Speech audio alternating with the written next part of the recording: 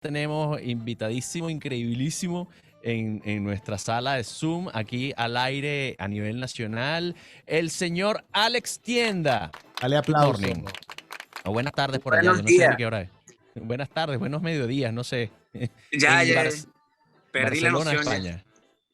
Así es. ¿Cómo Alex, están? Mi bien, chamo. estimado Manuel, un gusto saludarte otra vez. Ya tanto tiempo que no hablábamos.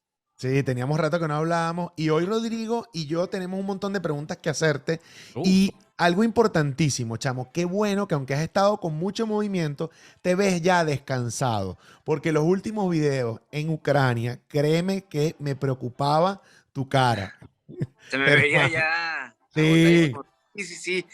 Pues ahorita afortunadamente ya pude descansar un poco más, ya necesito también ya empezar a comer mejor porque las últimas 2 semanas pues había estado comiendo puro chocolate, Coca-Colas, pues alimentándome súper mal porque lo único que tenía oportunidad de comer era lo que agarraba en estaciones de gasolina y sí.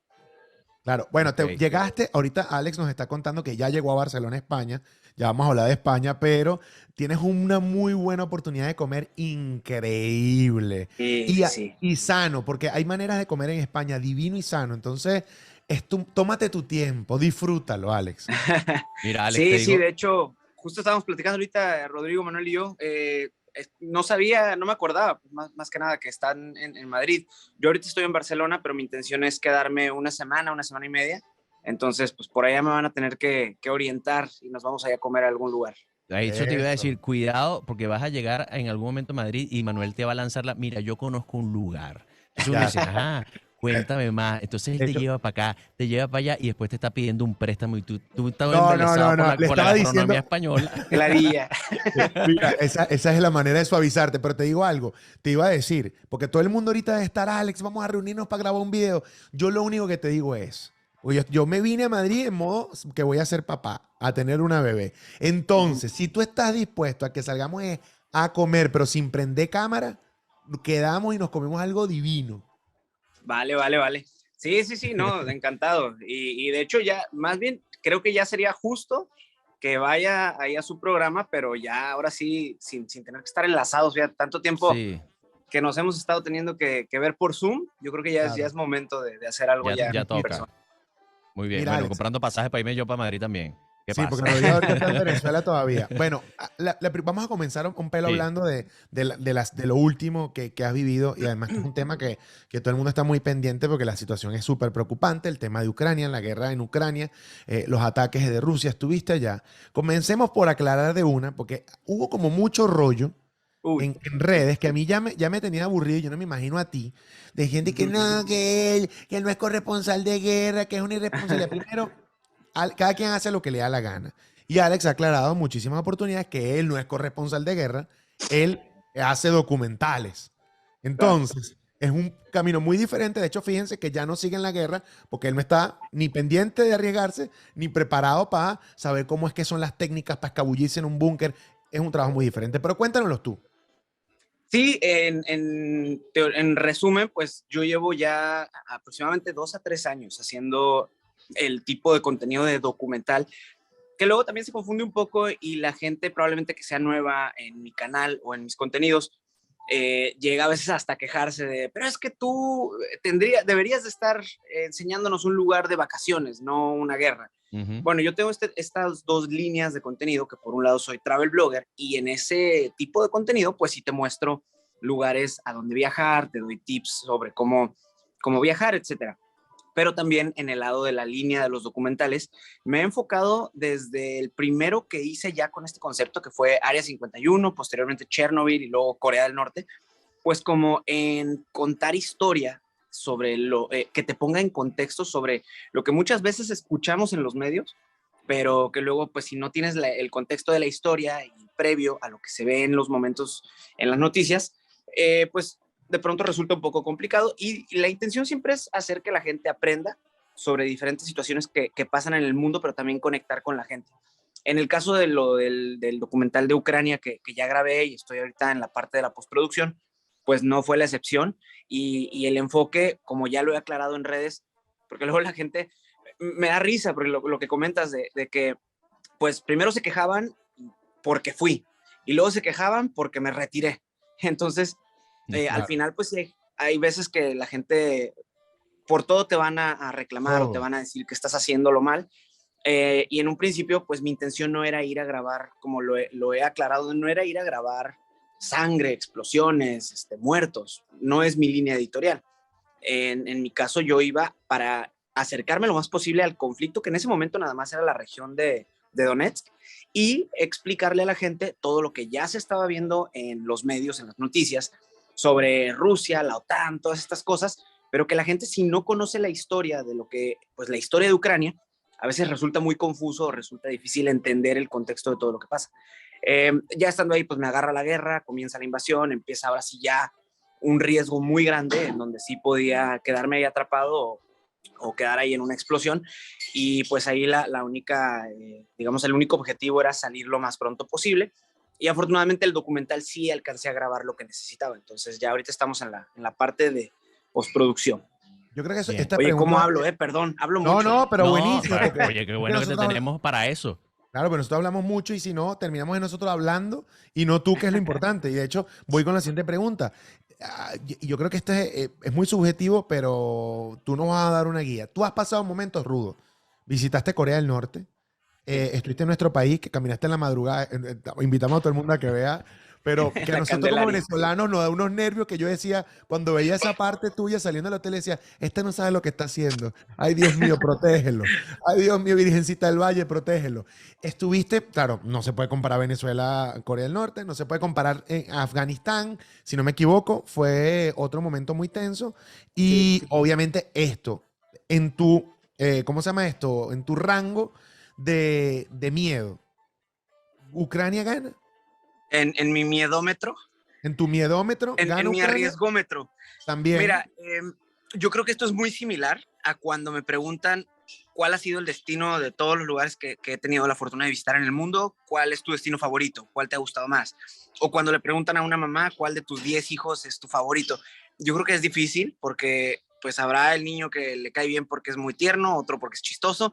Y en mi caso, pues cada destino tiene lo suyo. Y hablando ya específicamente de cuál ha sido el más peligroso, pues yo creo que el mismo riesgo que corría de que en la Candelaria pasara alguien, algún asaltante en una moto y me disparara por robarme la cartera, el mismo riesgo lo corro en México de que de pronto esté yo caminando por la calle y lleguen a asesinar a un narcotraficante y me toque estar en una balacera y me maten. Y el mismo riesgo, pues, de estar entre talibanes o de estar en Corea del Norte o de todos los lugares que he En estado. todos lados hay riesgo. Claro, en todos lados hay riesgo, claro. En Pero el ciertos miedo, lugares uno lo estás vive expuesto. diferente. Sí, sí, sí. Mira, en Venezuela sí tenía miedo, pero mi miedo era más que nada que acababa de grabar, poco menos de un año antes grabé Corea del Norte y me llegaron a decir por parte del gobierno de Corea del Norte que se llegaron a enterar de lo que yo estaba publicando, no estaban muy contentos con el hecho de que yo estaba mostrando algo sin la autorización del gobierno. Es un régimen totalitario, Corea del Norte, entonces, bueno, ahí me metí en problemas con la política, con el gobierno, y mi miedo en Venezuela era que no fueran a entender el propósito de mi contenido, que es mostrar lo bueno y lo malo y decir, pues sobre todo resaltar lo positivo del venezolano. Y mi miedo era meterme en problemas con el gobierno, meterme en problemas incluso con opositores que pensaran que yo estaba lavándole la cara al gobierno, como me Y han seguro pasó acusado. las dos cosas. Seguro pasó las Sí, dos. Claro. no, no, Te no. picaron de ambos lados. De ambos. Y es bien chistoso porque, mira, justo ayer estaba platicando de una de las cosas muy hermosas que he tenido gracias al documental de Venezuela, es que a donde quiera que yo vaya en el mundo, hay un venezolano y hay gente que me aprecia mucho y bueno, es mutuo. Yo también le tengo mucho cariño a Venezuela y a los venezolanos por todo lo que fue esa experiencia. Pero al mismo tiempo, justo ayer estaba platicando con unos venezolanos que me fueron a recoger al aeropuerto, que el público venezolano es el que más cariño me da, pero también es el que más hate me tira. Y a Qué donde raro, vaya, qué raro. Así sí, somos. es muy extremo. Y obviamente tiene mucho que ver, es también como entendible si comprendes pues toda el contexto y la situación de pues, lo que se ha vivido en Venezuela, pues también hace que la gente sea muy susceptible a que hay personas de Venezuela que cualquier cosa buscan Mira, encontrarle algo negativo. Entonces, Me han dicho que yo fui a Venezuela a hacer este contenido porque me pagó el régimen, porque me patrocina Maduro, porque es mi pana y me da muchos millones ya ni siquiera de dinero de físico, sino ahora dicen que Petros y no sé qué tanta vaina.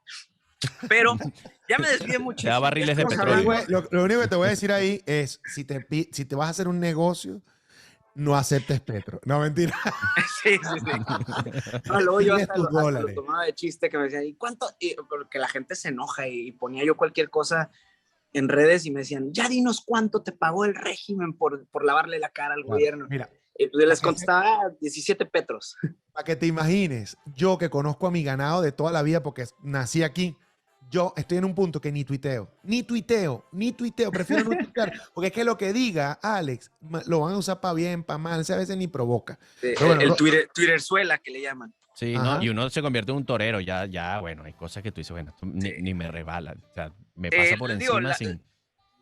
yo creo que la ventaja es que ya quienes nos dedicamos a esto, pues ustedes más que nadie lo saben, pues llegas también ya como hasta lo tomas de broma y ya ni siquiera le das importancia a todo el hate que te lanza, porque pues también, como te decía, así como tengo muchos haters, los haters más intensos que tengo son de Venezuela. Justo ahora que estoy haciendo lo de Ucrania, como te decía, entro a Ucrania y me empiezan a criticar por ir a Ucrania. Luego me salgo de Ucrania y me empiezan a criticar por irme de Ucrania. Y el 95% de las cuentas que me tiran hate te metes y todos dicen algo de que Caracas, o viva Chávez, todos son de Venezuela. Pero también, como lo decía, esa es una parte muy pequeña del venezolano, la mayoría, y siempre lo he dicho, los buenos son más. Y pues, como te digo, a donde viaje siempre encuentro venezolanos y eso es algo que Total.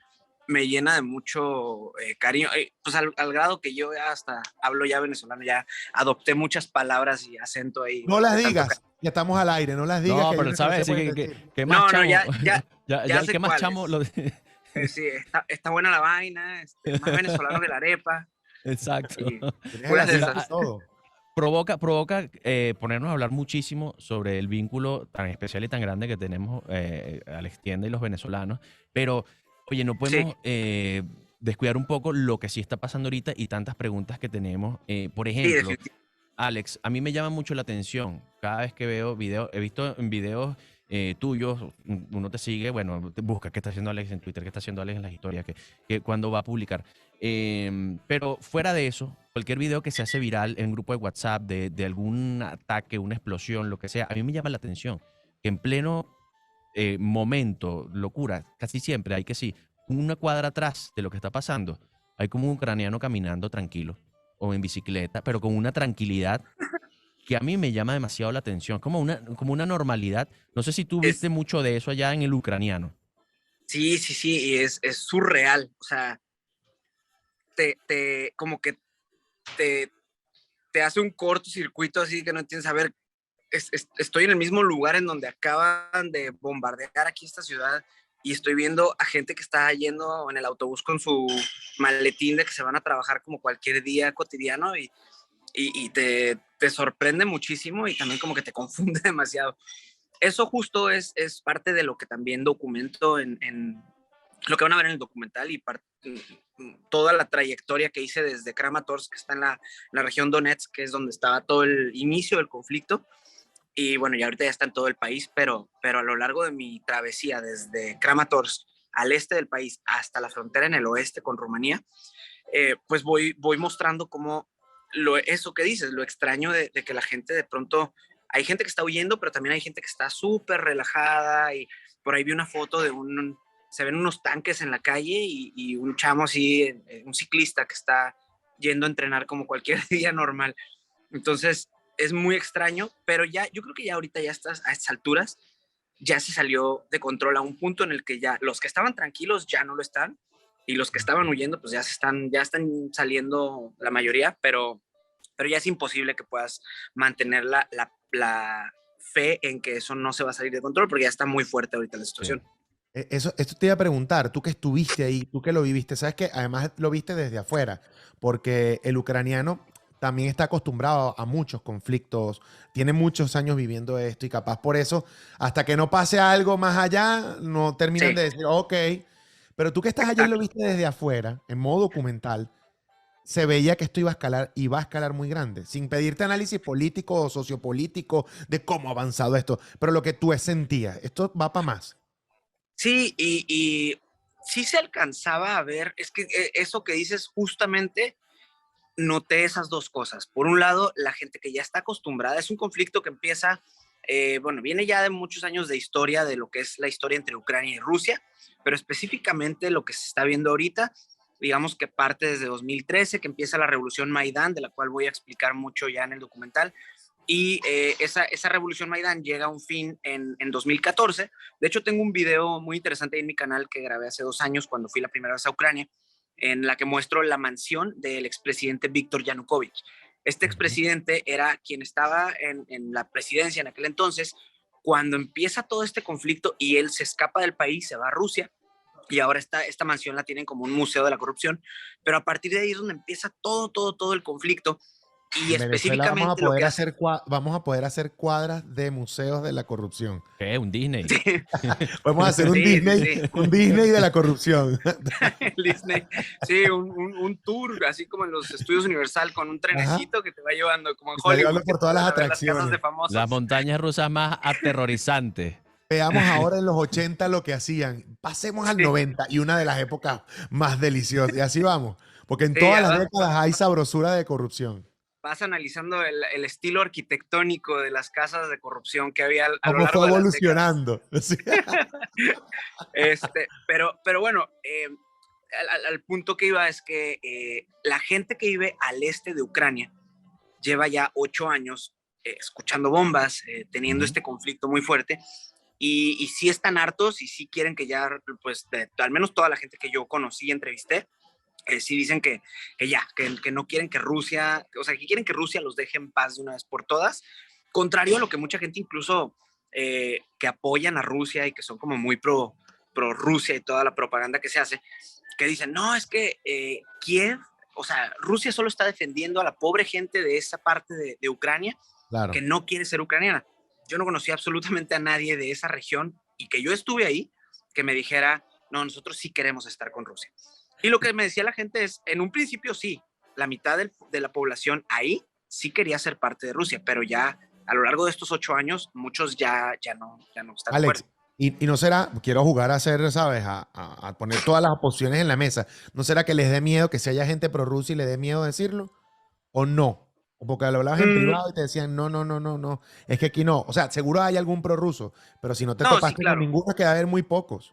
Sí, sí los hay, y yo digo, tampoco niego que los haya, y de hecho ya ahora que lo recuerdo, sí había uno, un taxista, creo, de la estación de tren allá, pero te estoy hablando de uno entre 30 personas con las que hablé, y no creo que me lo estén ocultando porque sí se sentía, y te digo, lo van a ver en el documental cuando cómo lo expresan, sí se siente que me están siendo honestos en confesar. Incluso algunos decían, yo era de los que creía que Ajá, es muy similar, y digo, no ajá. quiero regresar al tema de Latinoamérica, pero para que la gente pueda entender y tenga como esta analogía, es muy similar a lo que nos ha pasado en Latinoamérica, de que de pronto viene un político, te habla bonito, te dice yo soy el cambio, yo soy la solución a todos estos problemas que ya tenemos desde muchos años atrás, pero pues la gente confía y de pronto pasan los años y te das cuenta de que está peor y te das cuenta de que pues la gente se empieza a arrepentir.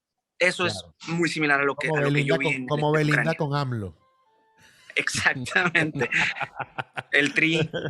Hay un documental en Netflix, bueno, un seriado, un documental que se llama How to Become a Tyrant, cómo convertirte en un tirano, que Ah, bueno, te, buenísimo. te pone así en el tablero, como cuál es ese manual de estilo para ser el líder carismático, el que te vende Claro. las florecitas, esto que estás explicando, El, que además el nos, nos- crear nos suena a Latinoamérica, bueno, como pan de cada día.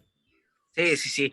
No, o sea, a mí lo que me sorprende muchísimo es que es tan obvio, es tan evidente que todos siguen una misma línea y todo es un patrón tan marcado Ujú. y tan repetitivo que me resulta impresionante cómo hay gente que sigue cayendo en esa historia y sigue creyendo que no, es que esto es diferente. Por ponerte el ejemplo, se ha comparado mucho ahora en los medios a Putin con Hitler. Y hay gente que pues digamos, es pro Rusia y que dice, no, es que eso es solamente propaganda de Occidente y tal. Podrá ser propaganda de Occidente si tú quieres, pero si nos ponemos objetivos a analizar cómo fue la evolución de cómo Hitler invadió a Polonia, cuáles eran sus argumentos, cuáles eran su motivación de hacerlo, es exactamente la misma historia que estamos viendo hoy a 70 años después. Y resulta muy impresionante cómo pues son patrones idénticos lo que está haciendo. O sea, el mismo sentir de Putin de decir, es que antes la Unión Soviética era grande y por culpa digamos, de Occidente, nos están separando a nuestros pueblos. Es lo mismo que decía Hitler después de la Primera Guerra Mundial, cuando él afirmaba que habían humillado a Alemania cuando después de la Primera Guerra Mundial les quitaron territorios, y él al entrar a Polonia lo hizo porque quería recuperar un territorio que antes era de Alemania. Lo mismo que se está viendo ahora con Rusia. Y después siguió. Y después se deschavetó y bueno, que fíjate, ahorita es muy temprano en lo que es la guerra de Rusia y Ucrania, relativamente temprano porque acaba de empezar hace una semana, pero aún así podemos ver una evolución muy cañón, muy marcado de cómo empieza primero con el argumento de, es que yo solamente voy a entrar a defender a los pueblos que ahora reconozco como autónomos, entonces no es invasión, estoy entrando a defenderlos. Y ahorita, si tú ves las noticias de las últimas 24 horas, ya vas a ver que ya descaradamente están atentando contra civiles, explotando zonas residenciales. O sea, ya esto está escalando de una manera en la que ya se perdió ese argumento de, no, lo estamos haciendo por defender a alguien. Alex, se lo decía Rodrigo, ya cuando yo empiezo a escuchar a políticos, a presidentes diciéndole a sus pueblos que viven en países como Bielorrusia, Rusia, miren, salgan lo antes posible, es nuestra recomendación. Ya tú empiezas a decir, algo no me están contando, que la inteligencia de los países sabe que esto se va a empezar a poner peor, y cuando ves cómo va escalando, como dices tú dices, es que esto todo me hace pensar que va para peor, o sea, que se puede transformar en un desastre. No te podría asegurar nada porque pues sí sería muy aventurado de mi parte, pero sí tengo como, teniendo en cuenta los antecedentes, el contexto, la historia, sí te puedo decir que esto pinta para que viene una tercera guerra mundial, y sobre todo porque no parece que se estén, a pesar de que se ha intentado calmar los ánimos y se ha intentado dialogar y la diplomacia, pues realmente esto parece que Putin por lo menos está muy aferrado a que quiere hacer su punto y cada vez está haciendo como más drástico. Hay un punto, estamos jugando un poco aquí que no somos expertos, ninguno de los tres en política internacional. Bueno, ustedes no, yo sí. No, pero obviamente, fíjate algo. Pero tienes mucho conocimiento. Quería hacer hincapié ahí un momentico en el trabajo de investigación que haces tú y tu equipo en cada uno de los destinos a los que vas, buscas todo el contexto histórico previo. El equipo es Alex solo. Él edita, él hace todo. No, tengo un equipo también. Te estoy echando broma. Pero fíjate, porque luego hay gente que va a decir. ¿Por qué no hacemos algo? Si nos permites, te hago la pregunta, identificamos rapidito la emisora, que son 15 segundos, y volvemos con tu respuesta. Vale. Que es todo este trabajo que al final sí te lleva a no solo ser, obviamente, la imagen de travel blogger te dirá, bueno, pero es que es una dama, un caballero que va a un destino turístico, que hablan de lo bonito que es todo, o un documentalista que dice, bueno, nada más busca como bueno, el lado, su versión de los hechos, su visión somera de los hechos, pero tú sí te metes en el hecho periodístico, sí te metes en el contexto histórico, en la investigación y en buscar como la objetividad de lo que está pasando dentro del contexto actual. Entonces, Alex, si nos permites, identificamos rapidito y hablamos un poquito de la espuma por la Mega, y tenemos hoy como invitado una conversa sabrosa con Alex Tienda, y Rodrigo dejó sembrado el tema de... Perdóname, Manuel. Perdóname, Manuel. Estamos aquí en modo periodístico porque mi pregunta fue bastante seria. Conclu, Alex, en Hermanos de la Espuma, con nosotros. La veracidad absoluta de lo que está pasando en el momento. Conclutienda también. Conclutienda también puede ser. Mira, Alex, estamos hablando, porque esto parte de esa conversación que hay en redes de que si eres o no, la gente lo decide por ti, si eres o no periodista, si eres o no corresponsal de guerra, pero en efecto al final del cuento, si estás haciendo una labor periodística, si estás yendo al hecho, si estás yendo a a la noticia, si estás mostrando y si estás buscando, oye, ser lo más objetivo posible siempre, pero con un lenguaje muy tuyo. Pues mira, ahí yo creo que siempre va a haber opiniones encontradas. Yo creo que lo más importante y primero que nada es dejar muy claro que yo respeto muchísimo a los periodistas, a los corresponsales de guerra, mi máxima admiración y respeto para su trabajo. En ningún momento tampoco quisiera yo decir yo soy esto sin que tenga los estudios que toda esta gente tiene, pero también cabe dejar muy claro que eso no quiere decir que yo no tenga estudios. El hecho de que no tenga un papel de universidad, que no tenga el título de pues una graduación en una universidad, no quiere decir que en Internet no tenga muchas herramientas disponibles para aprender sobre fotografía, sobre guionismo, sobre muchas cosas que a lo largo de una carrera de más de 10 años yo he ido tratando de profesionalizar lo más que puedo. Y en un principio, pues siendo travel blogger y ya desde hace 3 años a la fecha, metiéndome al mundo de los documentales. Ahora, si tú buscas la definición, tal cual, una definición de qué es un documental, pues habrá quien te diga, es que él no es documentalista, es un simple youtuber. Bueno, la definición de documental cumple con lo que yo realizo, que es ir al lugar de donde están sucediendo las cosas o hablar sobre un tema, documentarme sobre lo que está pasando y mostrarlo por medio de mis pues, medios, que son las cámaras en este caso. Entonces, realmente a mí me da igual si dicen que soy periodista, si dicen que soy youtuber, si dicen que soy lo que sea. Al final yo estoy realizando un trabajo en el cual busco ser lo más objetivo posible, pero también sobre todo busco dar la mayor cantidad de información, no solo de lo que sucede en el momento, sino de todo el contexto previo. Para eso hay un trabajo muy, muy, muy fuerte, muy extenso de investigación, de documentarme muchísimo, de no solo lo que hay al alcance de buscar en los medios o en los libros, sino también ir al lugar de los hechos y entrevistar a la gente, conocer cómo viven, platicar con ellos, que me cuenten sus historias y empezar yo a indagar cada vez más. Y con todo esto es con lo que yo ahora sí, pues busco cómo contar esta historia de una manera muy digerible para que la gente que incluso no tenía interés en las clases de historia cuando iban a la escuela o les aburría, puedan encontrar la manera de interesarse por estos temas que son muy importantes en la sociedad. Creo que Entonces, te lo dije, disculpa que te interrumpa, creo que te lo dije cuando te entrevisté en el web show, en mi web show que hay. Hay un momento de tu investigación, en el caso de los capítulos de Venezuela, que tú hablabas de la historia que es más reciente de nuestro país.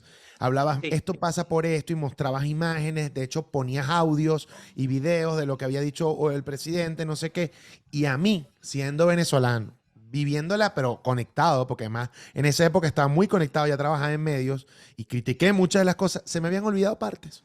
Y si no es por tu documental, hasta a mí se me borraba de la mente que en algún momento la persona que estaba de presidente se había lanzado aquellas frases que a mí me parecen súper lamentables y siempre me han parecido lamentables. Fíjate el valor de ese contenido que sí me es periodístico y es documental, de lo que se vive y cómo si están preparados. O sea, y tiene un muchísimo valor. Y esto va a funcionar como o sea, quedará en YouTube o sí. simplemente en los medios como un legado audiovisual para que recordemos cómo han pasado las cosas. Sí, y de hecho, es que es lo que te digo, siempre va a haber gente que esté en desacuerdo con lo que haces o que no le parezca legítimo lo que haces, pero yo creo que la muestra más importante, y poniendo un poquito el ejemplo de Venezuela, porque creo que es en el que mucha gente va a poder entender la analogía, es un contenido que yo hice hace un año, fui a grabar a Venezuela hace un año, en estas fechas aproximadamente es cuando empezó a lanzarse, y gracias a ese contenido que llegó a más de 10 millones de personas, no solamente los venezolanos pudieron, como tú, recordar cosas que ya se les habían olvidado de su historia, sino que también pudieron reencontrar ese cariño o ese amor que tenían. Los que están en el exilio, los que se fueron a Chile, a Perú, a Estados Unidos, a España, muchos me han escrito todavía hasta la fecha diciendo, es que gracias a lo que tú mostraste en el documental, pude volver a sentir ese amor por Venezuela y pude volver a reencontrarme con mi país. Y al mismo tiempo, gente que no es de Venezuela y que son de esos países en donde muchas veces discriminan al venezolano, pues también pudieron entender el por qué los venezolanos se van de su país y entran a los países de estas Claro, personas. Y Claro. esto ayudó mucho a crear empatía y a poder, pues, reducir, aunque sea de una pequeña manera, la xenofobia que existe contra los venezolanos. Ahora, regresando al tema de Ucrania, lo mismo. Quienes se han estado quejando de que es que tú no eres periodista, es que, a ver, ¿por qué no hablas de lo que Ucrania ataca, los mismos Ucrania, todo eso? Todas esas críticas vienen de gente que no es de Ucrania. Y la gente que sí es de Ucrania, quienes sí viven ese conflicto, quienes están el día a día teniendo a sus familias separadas porque alguien se fue a la guerra y otros se escaparon, toda la gente que conocí está muy agradecida cuando se enteraron de lo que yo estaba haciendo y estaban más que felices de compartirme sus historias y sobre todo porque saben que es una manera, y yo así se los comentaba, es yo quiero darle voz a la gente de Ucrania para que la gente alrededor del mundo pueda entender realmente lo que ustedes están viviendo. Bajo este argumento, pues la gente estaba muy feliz de poder compartir y sobre todo de decirle al mundo, ayúdenos y pues no solamente pinten banderitas en sus monumentos, Claro. sino que sí ayúdenos realmente. ¿Viste cuando conversabas con el ucraniano, con los hombres y las mujeres ucranianas, sentías valentía en la conversación? Porque es lo que he visto un poco yo en las redes, o sea, la gente guapeando y que, ¿sabes qué? Voy para adelante. Yo no me voy a permitir que mi país lo sentía. Sentía mucho miedo y mucha valentía a la vez, mucho coraje, mucha frustración y mucho patriotismo. Y es una combinación de miedo, de sentimientos muy fuerte, que también es parte de lo que van a ver en el documental.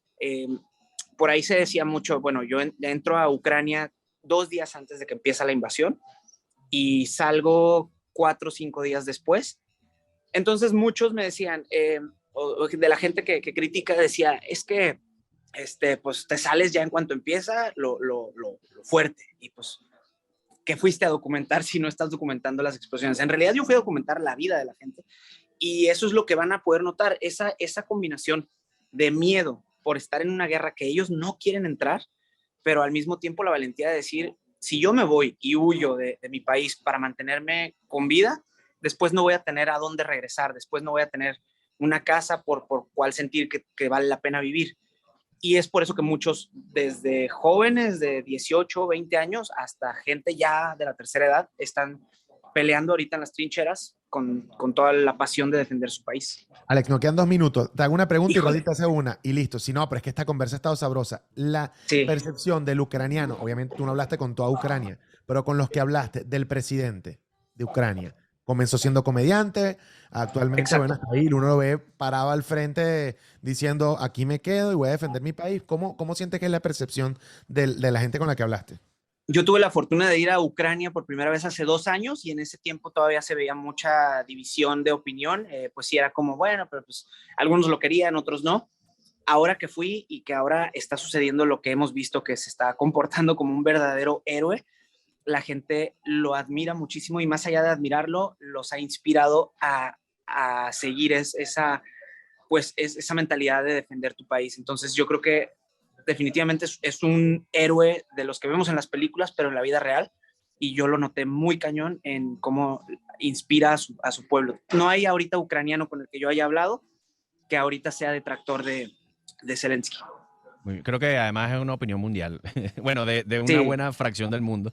Pero Alex, yo no quiero hacerte una última pregunta, sino una pequeña reflexión de un momento que vi siguiendo tu trabajo, siguiéndote en las historias, en un momento donde tú estás yéndote en carro, que estás contando que te quedaste, les venció el sueño, se quedaron dormidos, tú estás como caminando en un pueblo medio, bueno, ya en ruinas, ese escenario como de guerra de película, y estás haciendo tu trabajo, hablando de una manera muy seria. Ya sé a dónde va esto. Está pasando, sí. Va para acá, de repente, en plena narración de los hechos, Ale dice, ¡ay, perrito! Y voltea la cámara y 2 perritos pasando.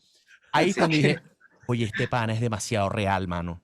Yo no sé si tú lo habías internalizado, pero ¡ay, perrito! Y seguiste hablando. Además se puso Puchi. Alex es demasiado Alex, o sea, eres 100% real. Y yo digo, aquí está, este pana, ya me tenías ganado con tu trabajo y con tu profesionalismo, pero dije, este pana es 100% lo que es. Entonces, muchas gracias. No quería dejar que ese momento, que parece poco, la verdad, habla mucho de ti. Obvio, bueno, y eso lo vieron en las historias, pero de hecho cuando ven el documental me viene a la mente momentos como ese, hubo un montón, porque a lo largo de toda la huida de Ucrania, el salir por la frontera y todo, veías a familias con sus perritos, veías muchas cosas así muy tiernas que pues de pronto es ese contraste de estás viendo algo súper trágico y súper fuerte y ves a un niño de 4 años bien tierno que me tocó cargar porque había que caminar kilómetros para llegar a la frontera, entonces me ofrecía cargar a un niño que la señora estaba ahí sufriendo y pues son cosas muy bonitas que dentro de todo lo triste y traumático que es una guerra, pues te dan un poquito más de esperanza. Qué bueno. Qué bonito. Alex, mil gracias por esta conversa, chamo. Sabes que siempre es un placer. Nada, sigue haciendo tu trabajo. Esperamos, ¿cuándo es el lanzamiento del documental? Estoy ahorita a marchas forzadas para apurarme. Apenas conseguí una computadora porque la mía la tuve que dejar porque la abandoné allá en Ucrania, pero yo creo que en una semana y media estaríamos viendo ya el primer episodio. Le calculo para el próximo domingo, de este fin de semana al otro. Brutal. Muy bien. Gracias, Alex. Te mandamos un abrazo gigante y después ya cuadramos ahí tú y yo por DM a ver si nos comemos algo en Madrid. Por supuesto, ahí Un estamos en abrazo. contacto y te veo pronto en unos días por allá.